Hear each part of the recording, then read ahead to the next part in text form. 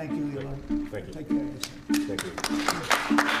যুক্তরাষ্ট্রের president Donald ট্রাম্পের বিশাল কর ছাড় ও ব্যয় বিলকে ঘৃণ্য বিকৃতি বলে আখ্যা দিয়ে তীব্র সমালোচনা করেছেন টেক উদ্যোক্তা ইলন মাস্ক। রিপাবলিকান নেতা ট্রাম্পের ঘনিষ্ঠ উপদেষ্টা হিসেবে থাকা সত্ত্বেও সেই পদ থেকে সম্প্রতি সরে দাঁড়ানোর পর কয়েকদিনের মধ্যে মাস্ক এ মন্তব্য করলেন। মঙ্গলবার সামাজিক যোগাযোগ মাধ্যম এক্সে মাস্ক লিখেছেন, দুঃখিত, কিন্তু আর সহ্য করতে পারছি না।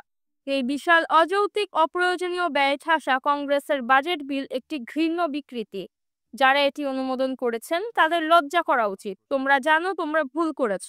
মাস্কের এই মন্তব্যের দ্রুত প্রতিক্রিয়া জানিয়েছে white house. Press secretary Karoline Leavitt সাংবাদিকদের বলেন, প্রেসিডেন্ট জানেন ইলন মাস্ক এই বিল নিয়ে কি ভাবেন, তবে তাতে তার মত বদলায়নি।